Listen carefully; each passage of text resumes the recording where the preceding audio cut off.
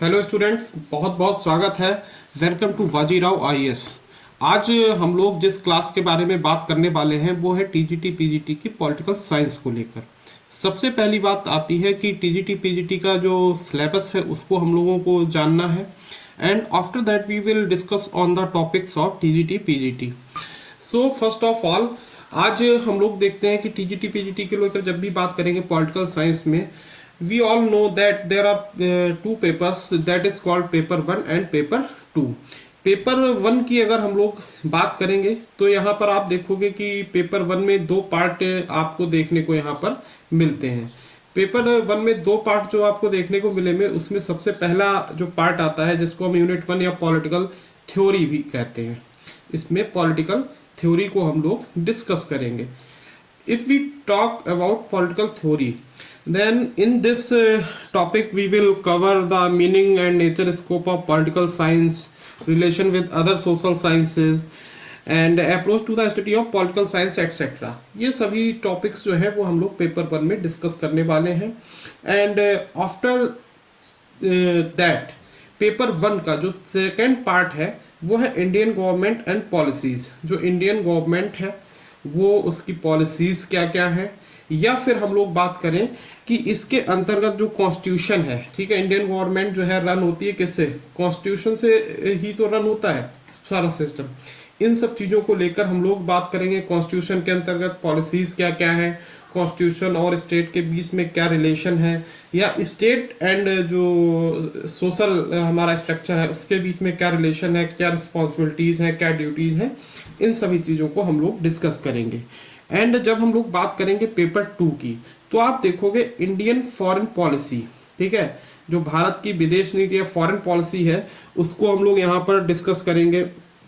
और जो भी हमारे एलिमेंट्स होते हैं नेशनल पावर्स को लेकर, या फिर बेसिक प्रिंसिपल ऑफ इंडिया जो है जिसको हम एंड नेम की जब हम लोग बात करेंगे, या हमारे जो नेबर्स कंट्रीज हैं उनके साथ हमारे कैसे रिलेशन है, क्या रहेंगे, इन सभी चीज़ों को लेकर हम लोग पेपर 2 में डिस्कस करेंगे। और पेपर 2 का ही एक पार्ट है यूनिट 4 जिसको कहते हैं, वो है आपका अरुणाचल प्रदेश की local self government with special references. कि जो अरुणाचल प्रदेश है उसको किस प्रकार से स्पेशल रेफरेंसेस मिले हुए हैं, स्पेशल पावर्स मिली हुई हैं, ठीक है। यहाँ की जो लोकल सेल्फ गवर्नमेंट की अगर हम लोग बात करें तो वो किस तरीके से वर्क करती है, इन सभी चीज़ों पर हम लोग क्या करेंगे, डिस्कस करेंगे। सबसे पहली बात तो ये हो गई कि टीजीटी पीजीटी के सिलेबस को लेकर पॉलिटिकल साइंस के। अब मेन बात आती है कि हम लोग स्टार्ट जो करेंगे वो पेपर 1 के इंडियन गवर्नमेंट एंड पॉलिसीज से करेंगे, या फिर जिसको कहते हैं हम इंडियन कॉन्स्टिट्यूशन को लेकर यहाँ पर डिस्कस करने वाले हैं, ठीक है। तो धीरे धीरे क्या है कि अभी मैंने इसको एक रॉ आपको दिया है, स्ट्रक्चर दिया है, जिससे हम लोग एक दूसरे से चीज़ों को कोरिलेट कर सकेंगे कि हमारा सिलेबस क्या है और हम कहाँ से पहले शुरू करने वाले हैं। तो इंडियन कॉन्स्टिट्यूशन को लेकर हम लोग सबसे पहली क्लास आज स्टार्ट करते हैं, ठीक है। If you have any query then you can ask me any time, okay.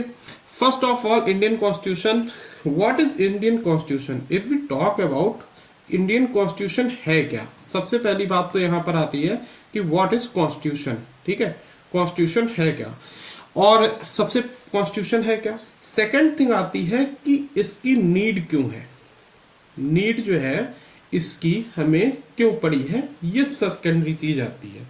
और थर्ड चीज आती है कि इंडियन कॉन्स्टिट्यूशन का जो वर्क है, ठीक है, वर्क क्या है, ये किस तरीके से हमारी गवर्नमेंट को फॉर्म करती है, या हमारे सोशल स्ट्रक्चर और गवर्नमेंट के बीच कैसे कोरिलेट करती है, या पर्सन से गवर्नमेंट के बीच, या पर्सन टू स्टेट ये कैसे वर्क करती है। इन सब चीज़ों पर हम लोग आज डिस्कस करेंगे। सबसे पहले first of all, what is constitution?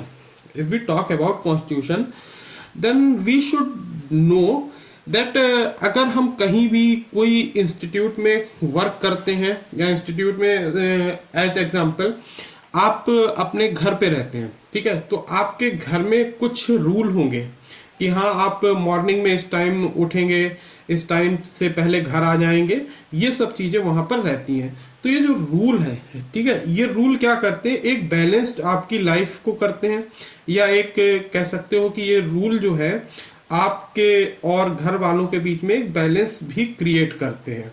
या फिर किसी भी इंस्टीट्यूट को चलाने के लिए, कोई भी इंस्टीट्यूट हुआ या मान लीजिए स्टेट हुआ, गवर्नमेंट स्टेट का यहाँ पे आता है, देश से हुआ, स्टेट है, इसको रूल करने के लिए कुछ ना कुछ रूल करने के लिए कुछ ना कुछ आपको रूल बनाने पड़ेंगे। ठीक है, रूल बनाने पड़ेंगे। तो यही क्या है कि इंडियन कॉन्स्टिट्यूशन क्या है, एक तरीके से अगर कहा जाए, दिस इज ए रिटन कह सकते हो कॉन्स्टिट्यूशन है। ठीक है, हमारा क्या है, ये एक रिटन रूल्स हैं जिनके अकॉर्डिंग क्या है हमारी गवर्नमेंट वर्क करती है। अब बात यहाँ पर आती है कि इसकी हमें आवश्यकता क्यों पड़ी, नीड क्यों है। ठीक है, first of all why we should need, because होता क्या है कि अकॉर्डिंग टू द, अगर सोसाइटी की बात कर लो या फिर कॉन्स्टिट्यूशन की बात कर लो, ठीक है, this is a written agreement कर लो। ठीक है, इसको, या जिसको हम लोग कहते हैं ना कि दस्तावेज, हिंदी में अगर इसको कहा जाता है तो क्या कहा जाता है, दस्तावेज कहा जाता है। ठीक है, अगर हम लोग यहाँ पर बात करें रिटन डॉक्यूमेंट्स की, ठीक है, तो वी मतलब इंग्लिश में हम लोग कह सकते हैं this is a written documents. Okay, constitution क्या है, this is a written documents by which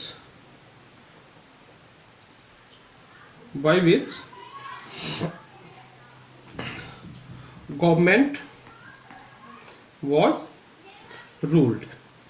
ठीक है, ये क्या है कि एक आपका रिटन डॉक्यूमेंट है जिसके द्वारा गवर्नमेंट को रूल किया जाता है।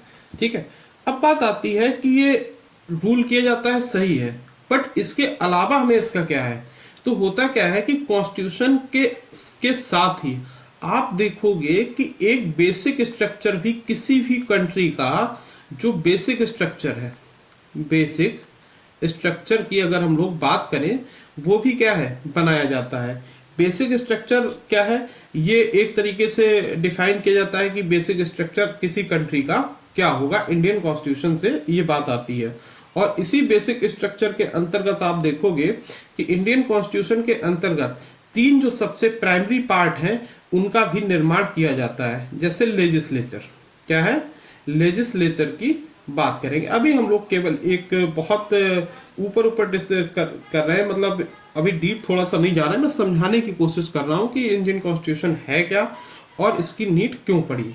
ठीक है, तो लेजिस्लेचर का भी निर्माण किससे होता है, को फॉर्म करता है।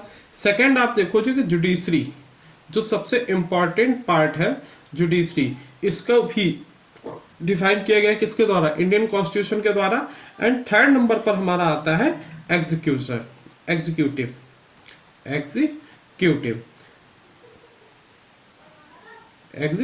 की हम लोग बात करते हैं। इन तीन पार्ट्स को लेकर जरा देखते हैं। सबसे पहली बात मैंने कहा था इंडियन कॉन्स्टिट्यूशन है क्या, this is a written document by which a government was ruled and it formed a basic structure of country। ठीक है, ये क्या है, एक बेसिक स्ट्रक्चर को फॉर्म करता है। और बेसिक स्ट्रक्चर के अंतर्गत आप देखोगे लेजिस्लेचर, एग्जीक्यूटिव, जुडिशरी, इन तीनों को अभी फॉर्म कॉन्स्टिट्यूशन के अंतर्गत किया गया है। जिसमें आप देखेंगे कि जो लेजिस्लेचर है इसके द्वारा क्या होगा कि लेजिस्लेचर रूल बनाएगा। ठीक है, लेजिस्लेचर रूल बनाएगा, एग्जीक्यूटिव क्या करेगा, उस रूल को फॉलो करवाएगा। जुडिशरी क्या करेगी, इन सबको देखेगी कि कोई ऐसा रूल तो नहीं है जिसके द्वारा किसी भी प्रकार का इंक्रोचमेंट, चाहे कॉन्स्टिट्यूशन का या फिर किसी भी देश में रहने वाले लोग हैं, कोई भी पर्सन है, कहीं ऐसा तो नहीं है कि उसके जो राइट्स हैं उनका किसी भी प्रकार से कह सकते हो कि इंक्रोचमेंट हो रहा है। ठीक है, तो जुडिशरी का ये सबसे एक अच्छा काम है और आप देखोगे कि इसको पूरी तरीके से फ्री रखा गया है। ठीक है, ये क्या है, मुक्त रखा गया है, इनका बहुत ज्यादा प्रभाव जुडिशरी पर नहीं है। बट ऐसा भी नहीं है कि जुडिशरी एकदम आप देखोगे कि डिक्टेटरशिप पे आ जाए, ऐसा भी नहीं है। इसके लिए इन दोनों को भी पावर दी गई है। एक तरीके से अगर कहा जाए कि एक ऐसा रिटन डॉक्यूमेंट इंडिया के लिए बनाया गया जहां पर चाहे सोशल की बात आ जाए या फिर किसी कंट्री के स्ट्रक्चर की बात आ जाए, इन सबको इस तरीके से फॉर्म किया गया है कि जहां पर डिक्टेटरशिप की नीड थी ही नहीं। अब एक सबसे बड़ी अगर बात की जाए इतिहास, हिस्ट्री की नज़र से हम लोग देखेंगे, हिस्ट्री के पॉइंट ऑफ व्यू से, कि हमें इसकी नीड ही क्यों पड़ी, नीड ही क्यों पड़ी। आप देखोगे before the independence there was a lot of discrimination between in society. बहुत ज़्यादा डिस्क्रिमिनेशन था, किसी को राइट्स जो थे बहुत ज़्यादा मिले हुए थे और किसी को राइट्स बिल्कुल भी नहीं मिले हुए थे। तो ये हुआ कि आफ्टर इंडिपेंडेंस एक ऐसा हमें कंट्री चाहिए जहाँ पर सबको इक्वल राइट्स हों, इक्वल ड्यूटीज मिले, किसी भी के साथ कोई भी ना तो पर्सन टू पर्सन, ठीक है, ना तो पर्सन टू पर्सन और ना ही स्टेट टू पर्सन किसी भी प्रकार का डिस्क्रिमिनेशन नहीं होना चाहिए। ओके, डिस्क्रिमिनेशन नहीं होना चाहिए, चाहे वह कास्ट के आधार पर हो या किसी भी तरीके से हो। तो डिस्क्रिमिनेशन को अगर खत्म करना है तो ऐसा हमें एक कॉन्स्टिट्यूशन चाहिए होगा, और एक ऐसा भी कॉन्स्टिट्यूशन चाहिए होगा जहां पर हम एक पॉलिटिकल सिस्टम को डेवलप कर सकें, ठीक है। तो इसीलिए क्या हुआ, कॉन्स्टिट्यूशन की सबसे पहली नीड पड़ी। अब बात आती है कि कॉन्स्टिट्यूशन के बारे में जैसे कहा गया है 2 ईयर 18 मंथ, इतने दिनों में कॉन्स्टिट्यूशन आपका तैयार हो गया। लेकिन ऐसा नहीं है कि कॉन्स्टिट्यूशन सिर्फ इतने टाइम में डेवलपमेंट हो गया, नहीं। कॉन्स्टिट्यूशन डेवलपमेंट की अगर हम लोग बात करेंगे तो आप देखोगे कॉन्स्टिट्यूशनल डेवलपमेंट जो था that was started from 1773।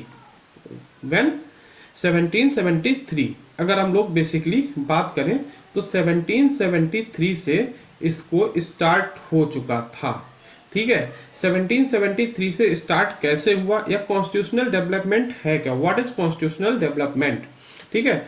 If we talk about constitutional development then we can constitutional development, okay. तो what is constitutional development, constitutional development की बात आती है, कॉन्स्टिट्यूशन डेवलप धीरे धीरे हो गया। जैसा कि मैंने आपको अभी पहले भी बोला था कि किसी भी सिस्टम को रूल करने के लिए कुछ रूल्स एंड रेगुलेशन होते हैं, ठीक है। किसी भी सिस्टम को रन करने के रूल्स एंड रेगुलेशन बनाए जाते हैं अकॉर्डिंग टू यू। मान लीजिए कल को आप क्या करें, अपनी कोई कंपनी बनाते हैं, तो वहां पे आप क्या करेंगे, कुछ रूल्स एंड रेगुलेशन को लाएंगे, वो आपकी कंपनी का एक तरीके से कॉन्स्टिट्यूशन हुआ।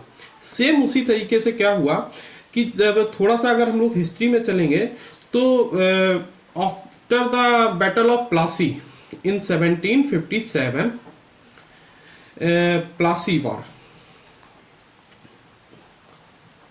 वॉर, इसके बाद ये डिसाइड हो गया था कि इंडिया में अब जो रूल होगा वो किसका होगा, वो होगा ब्रिटिश ईस्ट इंडिया कंपनी का। ब्रिटिश ईस्ट इंडिया कंपनी में शॉर्ट फॉर्म में लिख ले रहा हूँ। ये तो फिक्स हो चुका था कि after 1757 war of Plassey the rule was British East India company. But ये एक तरीके से ये फिक्स तो हो चुका था आफ्टर 1757।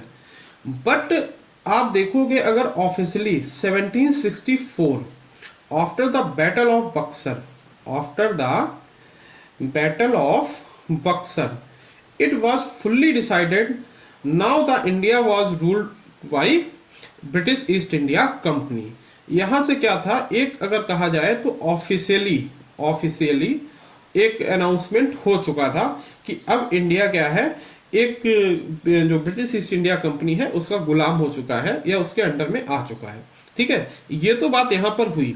बट हुआ क्या कि 1764 में जब ये डिसाइड हो गया कॉन्स्टिट्यूशनल डेवलपमेंट को लेकर, तो ये कहा गया कि भाई अब जो है धीरे धीरे हम लोग देखेंगे कि कुछ इतना बड़ा देश है, ठीक है, कंट्री बहुत बड़ा था, तो इसको रूल करने के लिए कुछ ना कुछ रूल्स एंड रेगुलेशन चाहिए ही होंगे। कुछ क्या है, रूल एंड रेगुलेशंस की नीड होगी।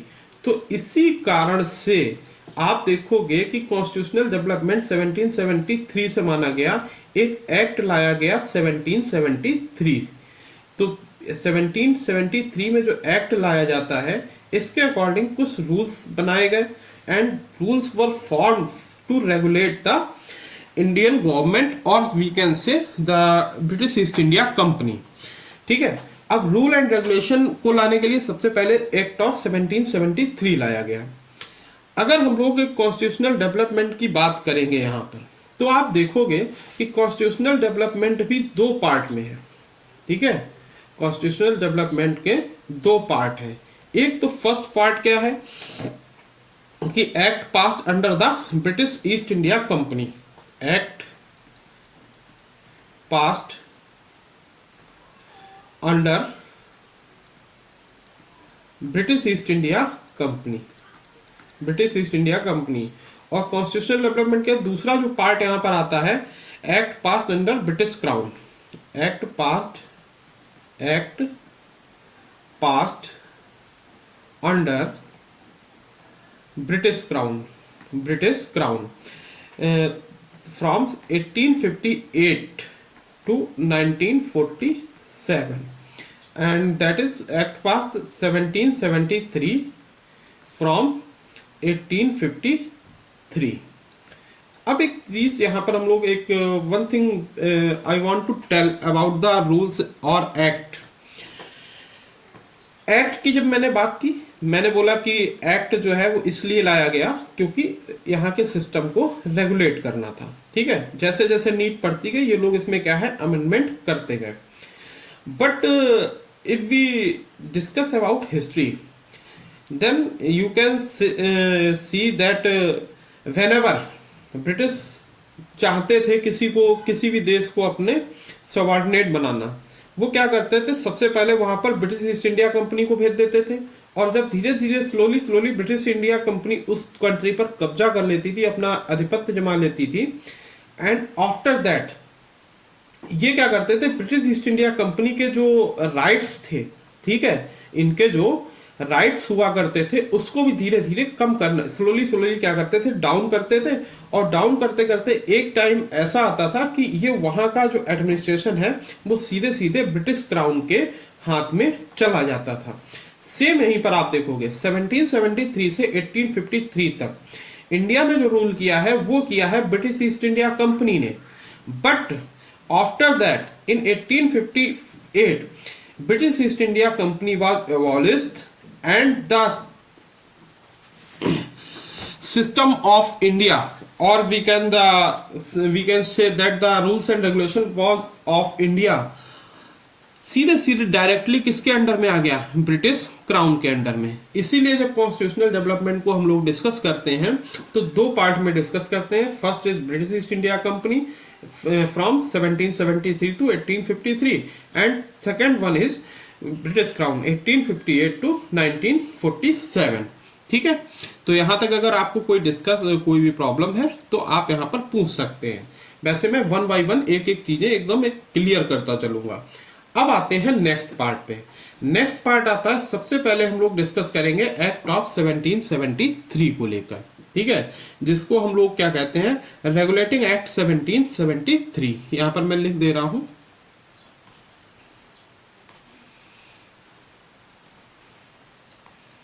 Regulating act of 1773।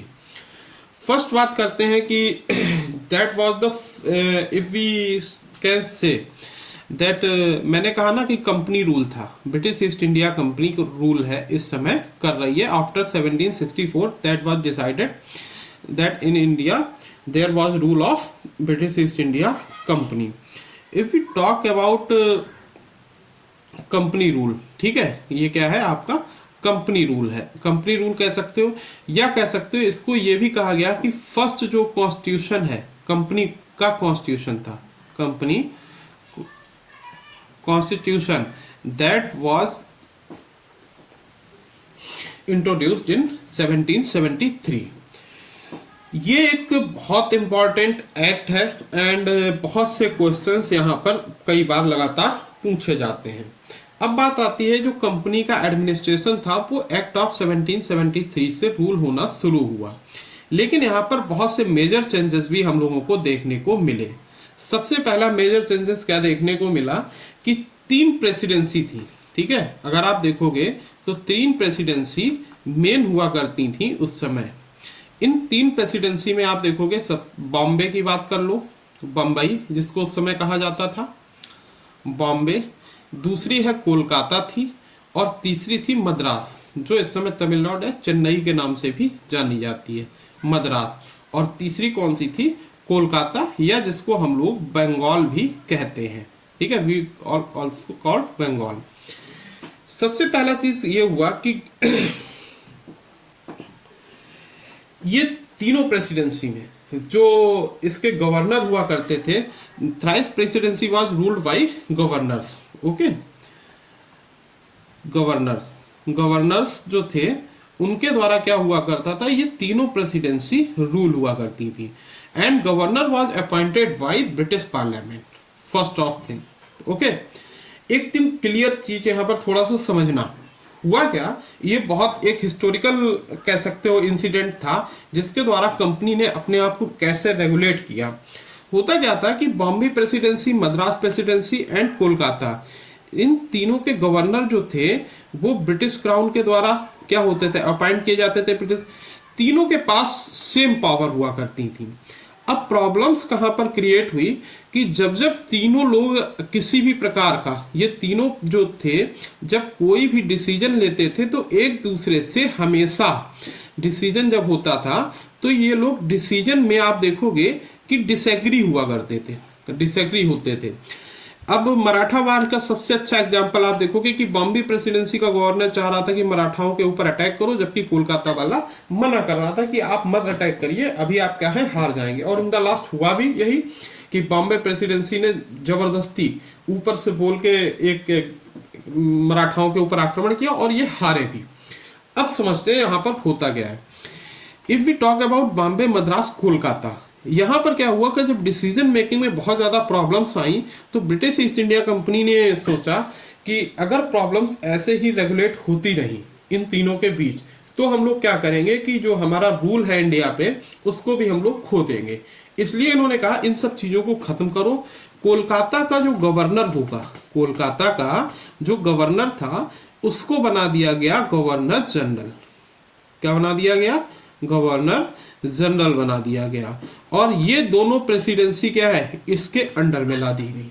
सबसे अच्छा चीज थी कि इस अगर विवाद को, इस किसी भी चीज को खत्म करना है तो प्रेसिडेंसी में बॉम्बे और मद्रास, इन दोनों प्रेसिडेंसी को कोलकाता के अंडर में लाओ और इसके गवर्नर को गवर्नर जनरल बना दो। ये दोनों गवर्नर हो गए, ये दोनों गवर्नर जनरल। अब क्या हुआ कि इसकी जो कोलकाता प्रेसिडेंसी या बंगाल की बात करते हैं तो इसकी बात इन दोनों को अब माननी पड़ेगी। एक तरीके से कह सकते हो कि कर दिया कि नहीं भाई, अब जो मैं डिसीजन लूंगा वो आपको मानना पड़ेगा।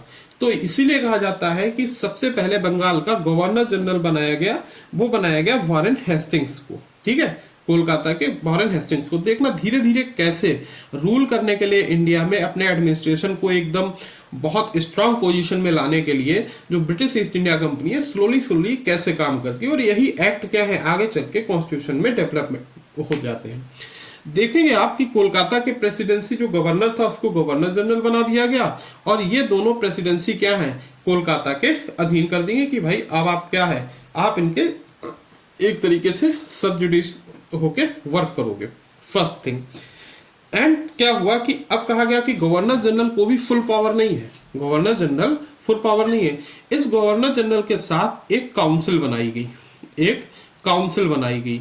अब ये जो काउंसिल थी, ठीक है, इस काउंसिल में 4 मेंबर हुआ करते थे, गवर्नर जनरल प्लस 4 मेंबर थे इस काउंसिल के।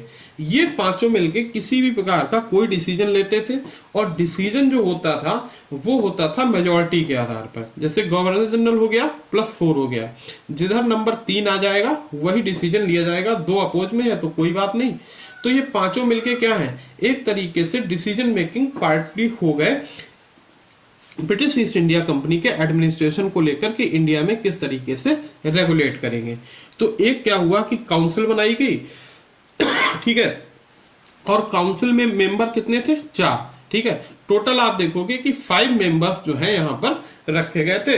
और मेजॉरिटी के आधार पर क्या है, मेजॉरिटी के बेस्ड पर मेजॉरिटी के बेस पर यहाँ पर क्या होता था, डिसीजन लिया जाता था। फर्स्ट ऑफ ये हो गया। दूसरा क्या हुआ कि इसी एक्ट के अंतर्गत आप देखोगे एक सुप्रीम कोर्ट की भी, supreme Court was established in 1774। Okay, supreme Court was also established in 1774 by the act of 1773. First Supreme Court that was established in Kolkata. This was established in Kolkata because Kolkata was the main power center at that time. You can see that in 1911 our capital was changed from Kolkata to Delhi. In 1912 Delhi became the capital. Okay, but before Delhi, Kolkata was the main power center, and the Supreme Court was established in 1774. And there was one chief CJI plus 3 other. ठीक है, यहाँ पे क्या था कि एक क्या था, मुख्य चीफ जस्टिस हुआ करता था एंड 3 अलग थे। अगर इन 3 की बात करें तो आप देखोगे सबसे पहले जो सुप्रीम कोर्ट बना है तो इसमें एलिजा एम्पे को हम लोग आगे डिस्कस करेंगे। बहुत ज़्यादा एक कह सकते हो कि विवादित, ठीक है, बहुत ज़्यादा विवादित व्यक्ति रहा है Elijah Impey. Elijah Impey was chief justice of India at that time, plus hide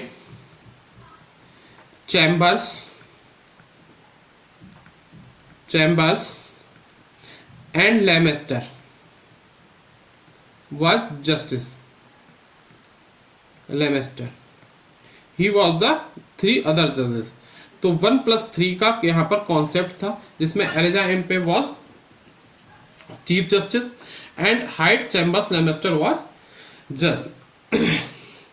after that आप अगर हम लोग देखेंगे कि ये हुआ। दूसरा क्या हुआ, बंगाल, बिहार, उड़ीसा को इसके अंडर में पूरी तरीके से ला दिया गया। अब होता क्या था कि जो इंडियन सेक्रेटरी था उसकी भी नियुक्ति हो चुकी थी, बट इंडियन सेक्रेटरी की पूर्व अनुमति पर क्या होता था, गवर्नर जनरल और उसकी जो काउंसिल होती थी किसी भी प्रकार का डिसीजन लेती थी। ठीक है, इंडिया में क्या रूल होगा, किस तरीके से होगा, ये सब डिसीजन लेने का यहाँ पर इनको काम किया गया। दूसरा बात आती है कि गवर्नर जनरल की बात आ गई तो यहाँ पर यह भी ध्यान रखना है कि Lord Hastings become the first governor general of Bengal. Lord Hastings, his full name was Warren Hastings, Lord Warren Hastings. अब धीरे धीरे क्या हुआ कि ये रूल जो बनाए गए थे, यहाँ पर कुछ और रूल्स लाए गए एक्ट ऑफ 1773 के अंतर्गत। ठीक है, under the act of 1773 many rules were developed. First of all, according to this, company banned the personal business या private business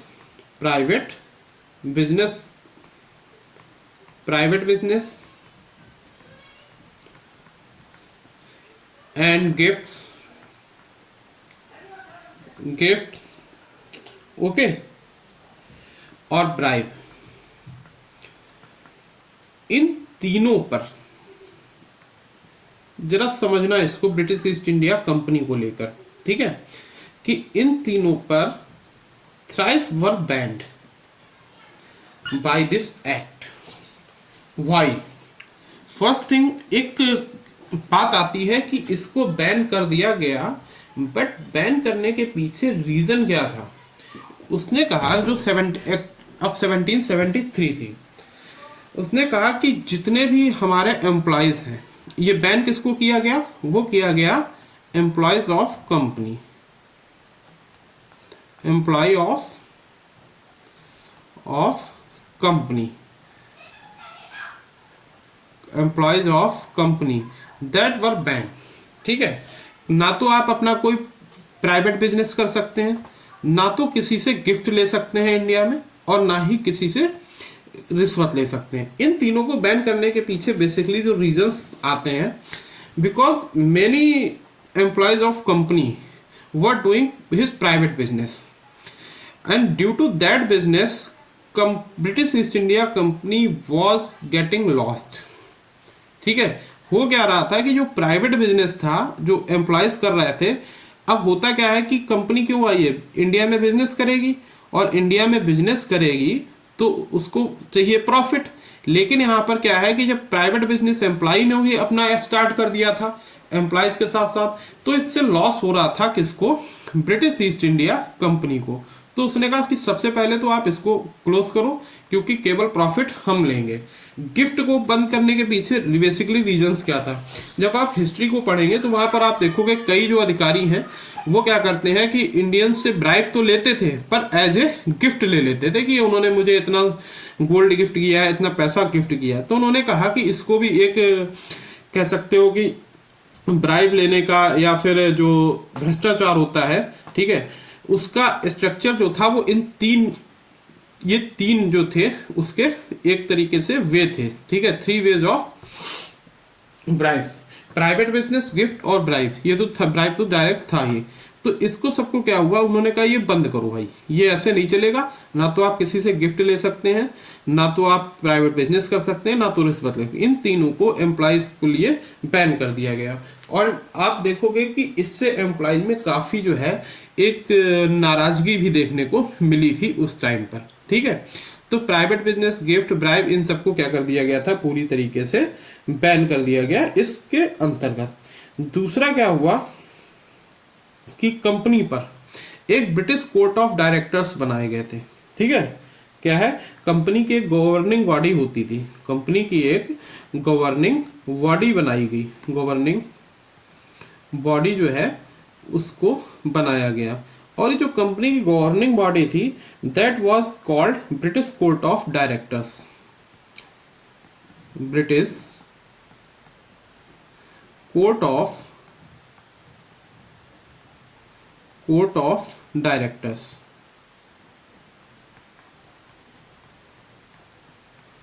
that was called British court of directors.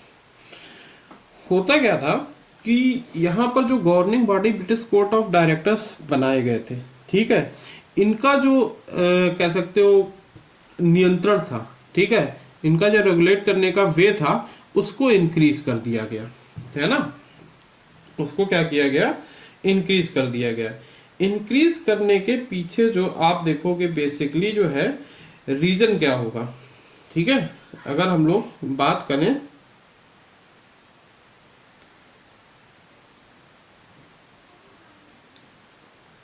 ठीक है,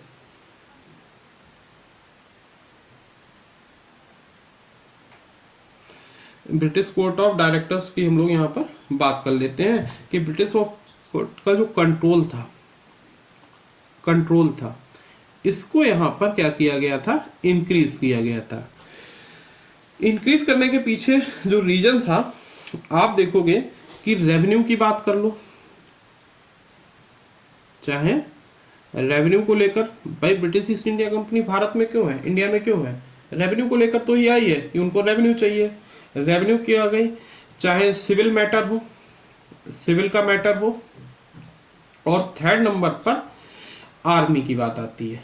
जो इनकी आर्मी थी, इन तीनों को जो है इनके पास कहा जाता था, एक तो राइट्स थे, और इन तीनों राइट्स की जो जानकारी है, जो सूचनाएं होती थी, ठीक है, कि क्या चल रहा है क्या नहीं है, ये ब्रिटिश गवर्नमेंट को देते थे। ये किसे देते थे, ब्रिटिश गवर्नमेंट को, कि यहाँ से कंपनी जो है कितना रेवेन्यू जनरेट कर रही है, वहाँ पे जो सिविल या नागरिक जो है वहाँ के, उनको क्या मिल रहा है, या फिर आर्मी की कितनी भी सूचनाएं निश्चित है, ठीक है। और व्यापार की जितनी भी यहाँ से बिजनेस कर रही है जो आपकी company British East India company, इसकी सभी जानकारी, इसकी सभी जो सूचनाएं थी, इंफॉर्मेशन थी, वो ब्रिटिश गवर्नमेंट को देना जरूरी कर दी गई थी। आप देखोगे अभी जैसे जैसे एक्ट बढ़ेंगे आगे, वैसे वैसे क्या होगा, ब्रिटिश ईस्ट इंडिया कंपनी के जो राइट्स हैं वो धीरे धीरे डिमाइस होते चले जाएंगे, और ब्रिटिश क्राउन का जो इंटरफेरेंस है दैट विल इंक्रीज। ओके, क्या होगा, धीरे धीरे इंक्रीज होता चला जाएगा।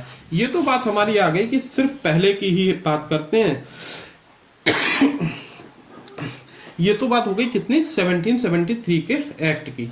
यहाँ पर सबसे जो प्रमुख चीजें हैं, बेसिकली सबसे इंपॉर्टेंट चीजें हैं, दैट इज कि Supreme Court was established in Kolkata in 1774 and Elijah Impey was chief justice of that Supreme Court and there were 3 other judges that were called Hyde, Chambers and Leicester, and Bombay and Madras presidency was under control by Kolkata presidency, and the governor of Kolkata presidency was called Governor General, that was first Lawrence Hastings. Okay, तो और decision making council बनाई गई जिसमें क्या था आपका एक साथ काउंसिल में 4 मेंबर थे टोटल। अगर नंबर ऑफ मेंबर्स की बात करेंगे देयर वर 5 मेंबर्स, 1 + 4 मतलब 1 governor general and 4 other members.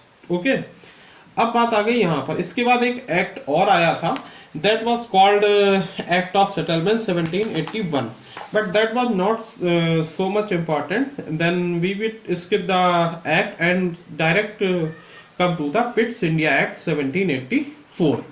Okay, अब हम लोग यहाँ पर पिट्स इंडिया एक्ट 1784 को लेकर हम लोग बात करते हैं। Why called Pitt's India act? Because this act was introduced by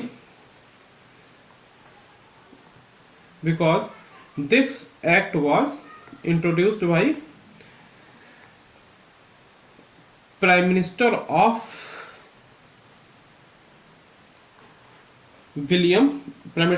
British William पिट।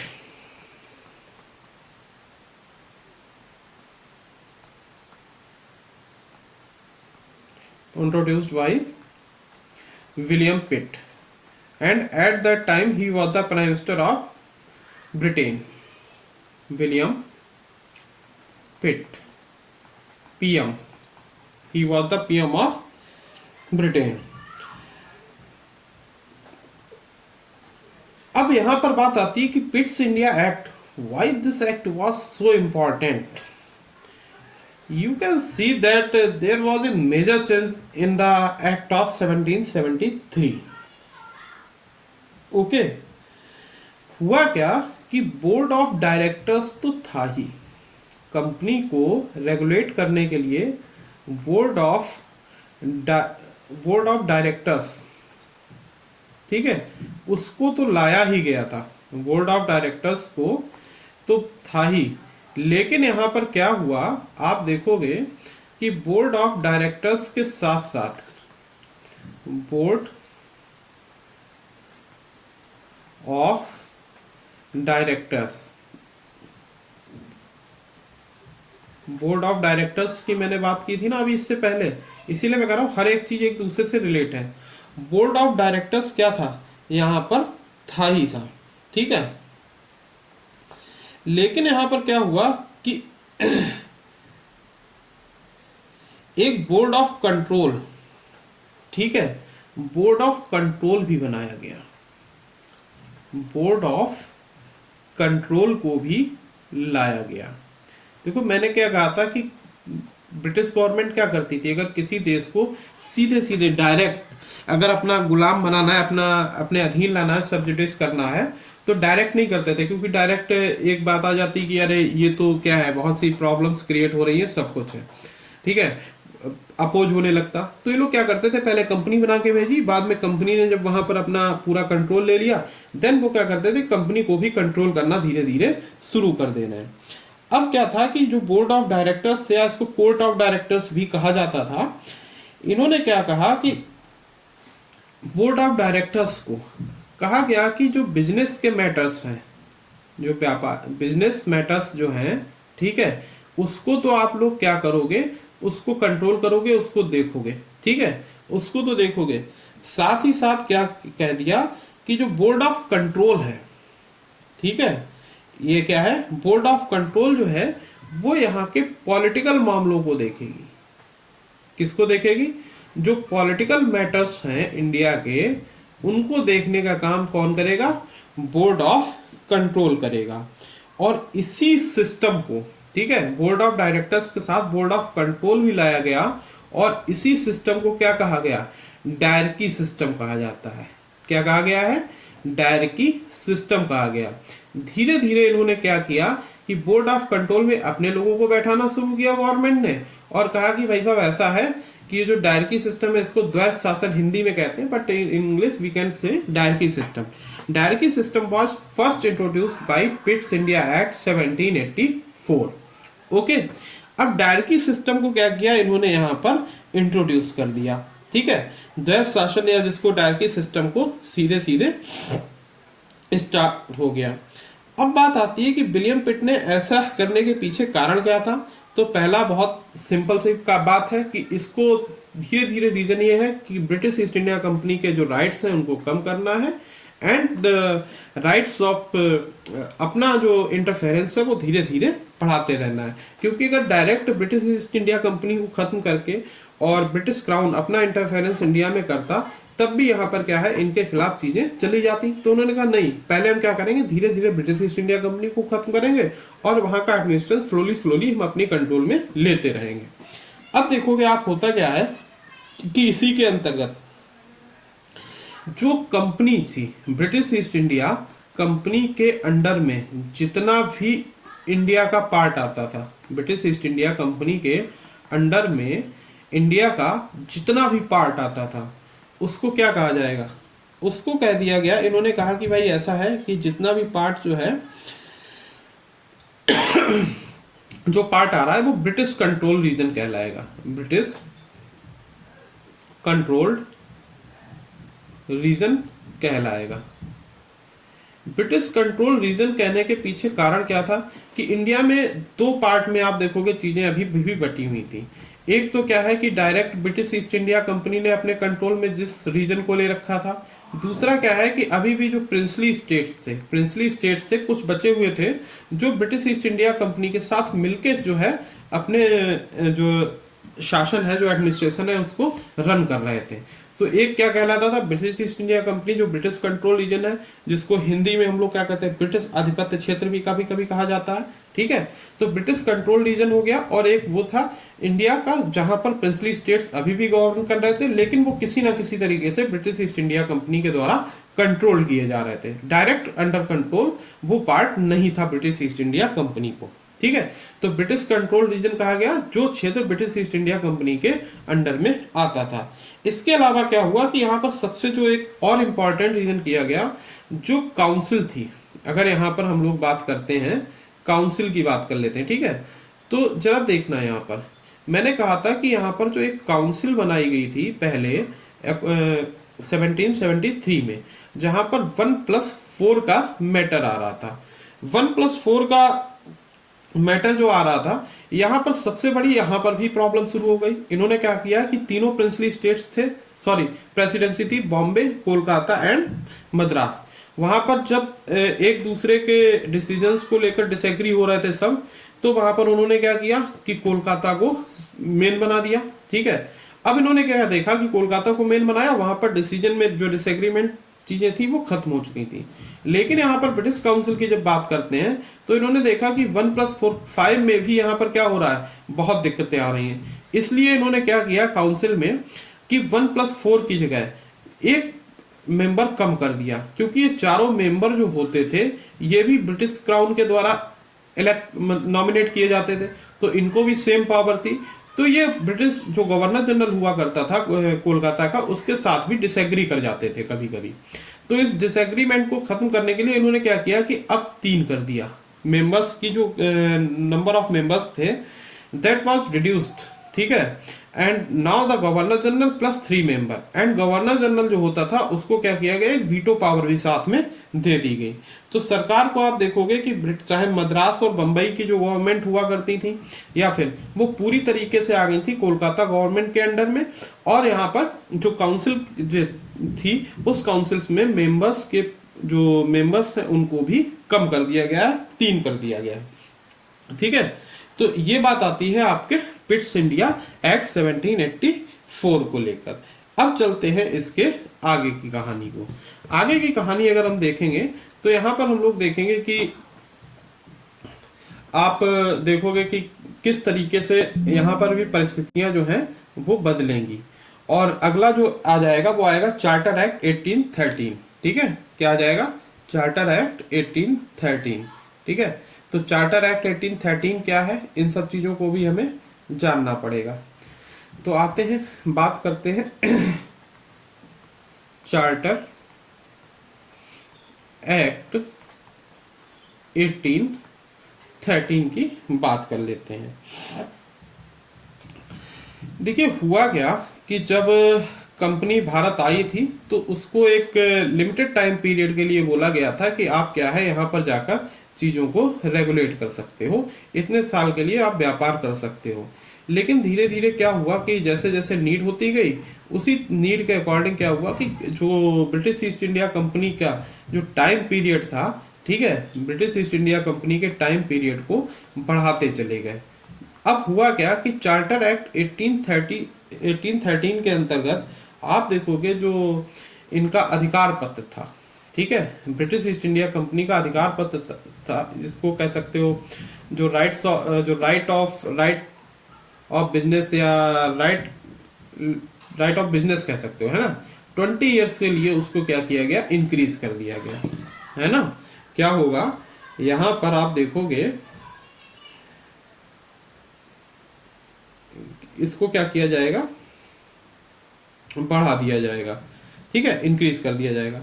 अब बात यहां पर आती है कि जो आपका अधिकार पत्र की बात करते हैं या जो राइट थे 20 ईयर्स के लिए और बढ़ा दिए गए, ठीक है।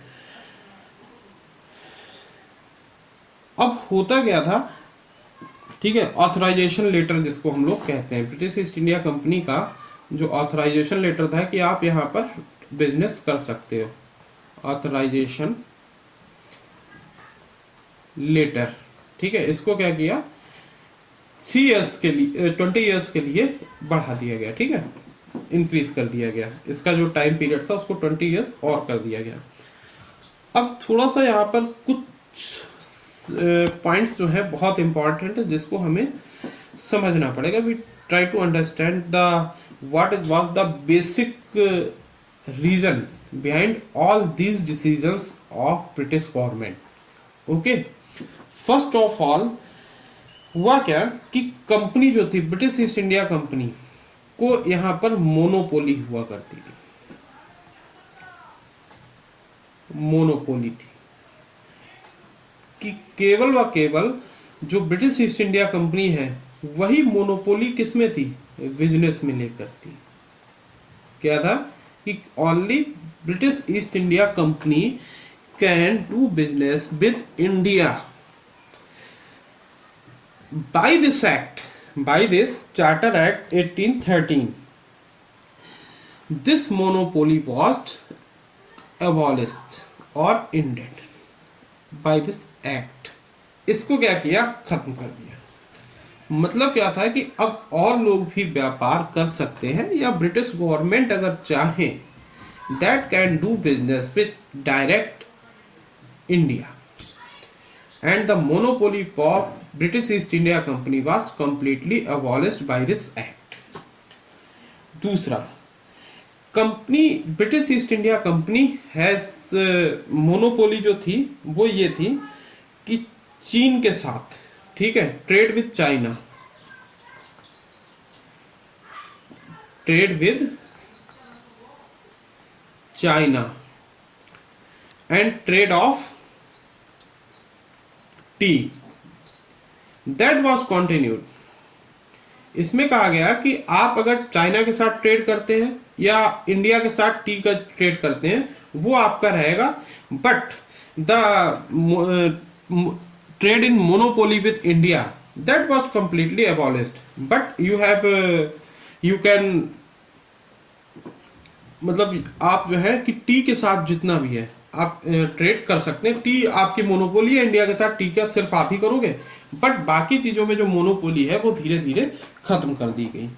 अब क्या हुआ कि फ्री ट्रेड की जब बात करते हैं, जैसे अभी आप देखते हो फ्री ट्रेड एग्रीमेंट, तो फ्री ट्रेड को लेकर भी बात आई यहां पर कि आप इंडिया के साथ ट्रेड करिए। और ये फ्री ट्रेड किसके लिए ओपन किया गया, वो किया गया है आपका ब्रिटिशर्स के लिए। जितने ब्रिटिशर्स थे उनको कुछ मतलब रूल रेगुलेशन लाया गया और कहा गया आप क्या है, आप फ्री ट्रेड कर सकते हैं। ब्रिटिशर्स को लाया गया, ब्रिटिशर्स को, ठीक है, आप जाइए और इंडिया के साथ फ्री ट्रेड करिए, ठीक है, फ्री ट्रेड विद इंडिया। और ये रूल लाया गया इस एक्ट के अंतर्गत ब्रिटिशर्स को, मतलब यहाँ से जितना पैसा आप खींच सकते हो व्यापार के माध्यम से ब्रिटेन में ला सकते हो, आप उतना लाओ।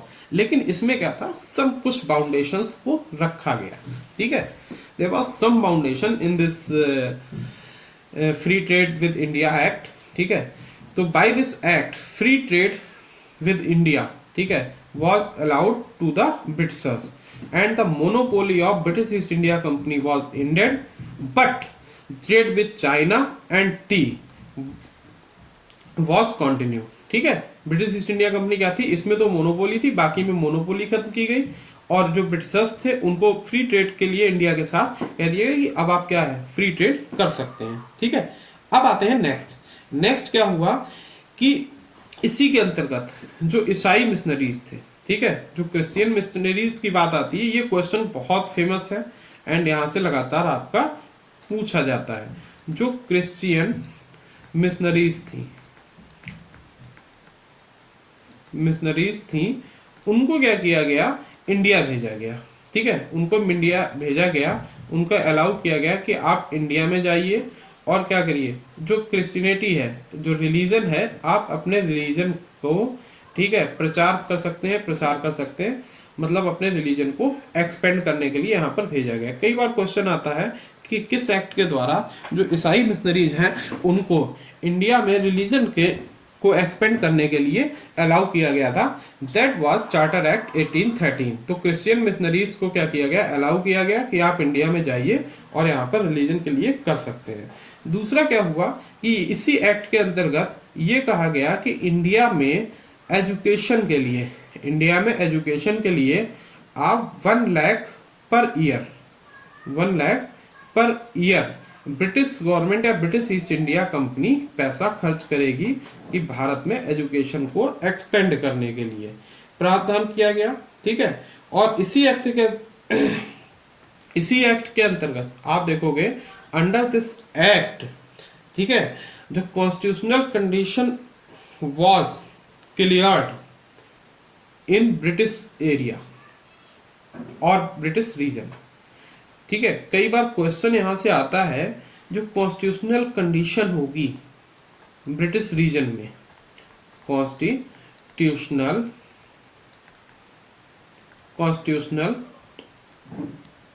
कंडीशंस की बात आती है, कंडीशन वो कैसी होगी, किसमें, ब्रिटिश रीजन में। ये डिफाइन किया गया है, that was defined in the charter act of 1813। क्या है, constitutional condition of British region in India was defined by the act of 1813 act. Clear. तो ये आ गया आपका charter act 1833। That was also important. First of thing, the authorization letter of British East India Company for business, that was increased by 20 years, and after that monopoly of trade in India was ended of British East India Company, but the trade with China and the trade of tea was continued. Okay, free trade was introduced with India to the Britishers. Third, Christian missionaries was allowed to expand the religion in India. Education पे expand करेंगे 1 lakh per year. ये किया गया है आपका किस act के अंतर्गत, चार्टर एक्ट ऑफ 1813। ठीक है, तो आज की क्लास को हम लोग क्या करते हैं, यहीं पर रखते हैं। कल फिर मिलेंगे नई चीज़ों के साथ इसके आगे के एक्ट को देखने के लिए। तब तक के लिए okay, thank you, good bye.